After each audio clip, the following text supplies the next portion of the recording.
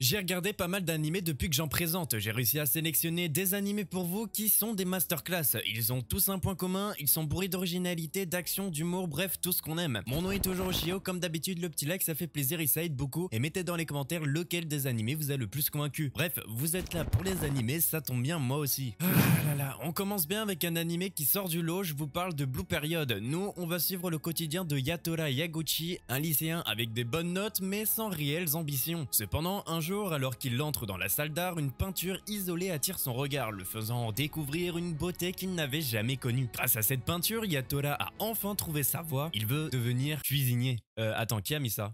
Bref, il est dans l'optique de pouvoir intégrer une université d'art. Il va essayer de plonger dans ce monde sans expérience au préalable, mais hélas, il va se confronter à la dure vie d'artiste et toutes les techniques existantes. Plus on avancera dans l'histoire, plus on découvrira des façons de voir l'art, etc.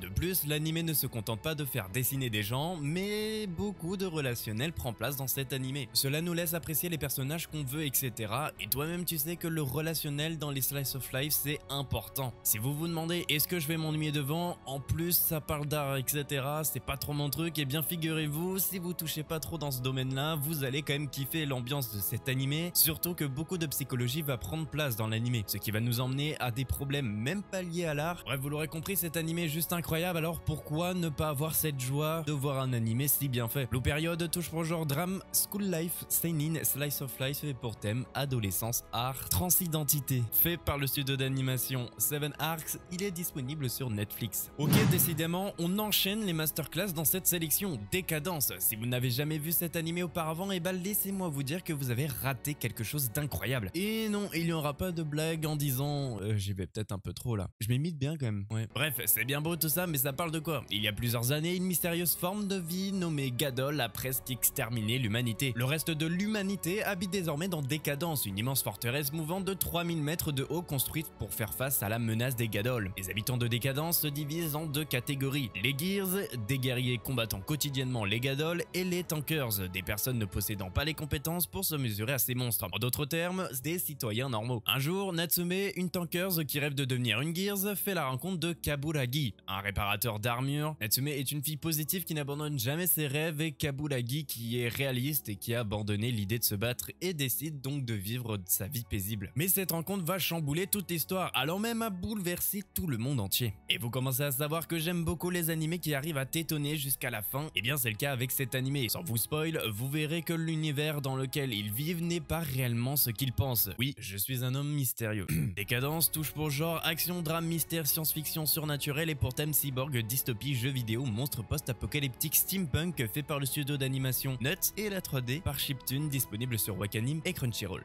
Mahou Yusha est un animé parlant des démons et des héros, mais même si l'intrigue reste basique, vous verrez qu'au final cet animé n'a rien de basique et qu'il a une histoire assez originale. Entre guerre contre royaume, plan d'attaque, psychologie, etc. vous serez servi avec cet animé. Ne vous attendez pas à beaucoup, malgré les apparences, il y a tout de même beaucoup de slice of life pour un animé qui parle de démons et de héros. Bon, c'est bien beau, mais ça parle de quoi? Dans un monde où les démons et les humains sont en guerre, Yusha, un héros humain, arrive après un long voyage au château du roi démon dans le but de le mettre à mort. Yusha se rend alors compte que le roi démon est en fin de compte une reine du nom de Mahou. Elle lui explique que la guerre donne une raison aux êtres humains de travailler, mais dans la main, et d'améliorer leur société dans son ensemble. Mahou la convainc que les humains tomberont dans une guerre civile sanglante, sans ce conflit avec les démons. Les héros décident donc d'unir ses forces avec elle pour éviter cette catastrophe. Comme vous pouvez le constater, l'histoire n'est pas très basique, c'est ainsi que nous allons les suivre dans cette aventure. Vont-ils réussir à rendre le monde en paix sans perte humaine? Vont-ils unir et réussir à faire cohabiter démons et humains? Pour le savoir, regardez Mahou Yusha. Il touche pour genre action, aventure, comédie, fantastique, fantasy, romance et pour thème agriculture, démons, économie, médiévale, politique, fait par le studio d'animation Arms et la 3D par Orange. Il n'est malheureusement pas disponible sur des sites que vous connaissez, mais je vous fais confiance, vous pourrez le retrouver assez facilement et sans danger.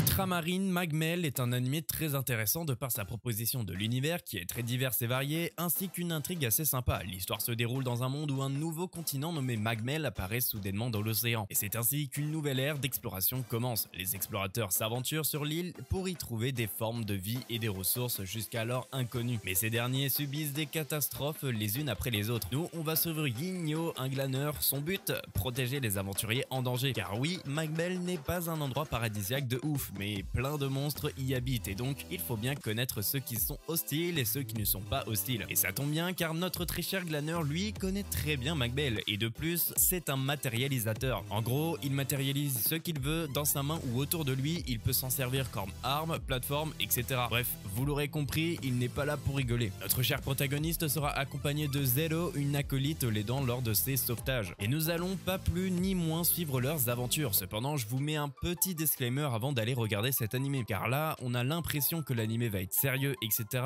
Eh bien non, pas du tout. Pas mal d'épisodes sont orientés sur de l'humour, donc pas de grosse intrigue avec la faune et la flore, etc. Un peu dommage, vous allez me dire, eh bien je suis tout à fait d'accord avec vous. C'est vrai que c'est dommage, il aurait pu faire une masterpiece, mais bon, j'ai longtemps hésité de vous le présenter, mais je l'ai fait quand même parce que je trouve objectivement que l'animé reste très sympa. Et puis maintenant que vous avez été prévenu, vous saurez sur quoi tomber, et donc pas déçu. Il touche pour genre action, aventure, comédie, science-fiction, shonen, surnaturel et pour thème combat, fait par le studio d'animation Pierrot Plus, est disponible sur Netflix. Voilà mes petits loups, c'est la fin de cette vidéo, j'espère qu'elle vous aura plu. N'hésitez pas à le like, l'abonnement, ça fait plaisir, ainsi que de parler de ma chaîne autour de vous, ça me ferait extrêmement plaisir. Ça aussi, rendez-vous compte du pouvoir que vous avez. Je vous rappelle que tous les animés sont en description. Bref, nous on se dit à jeudi prochain, salut.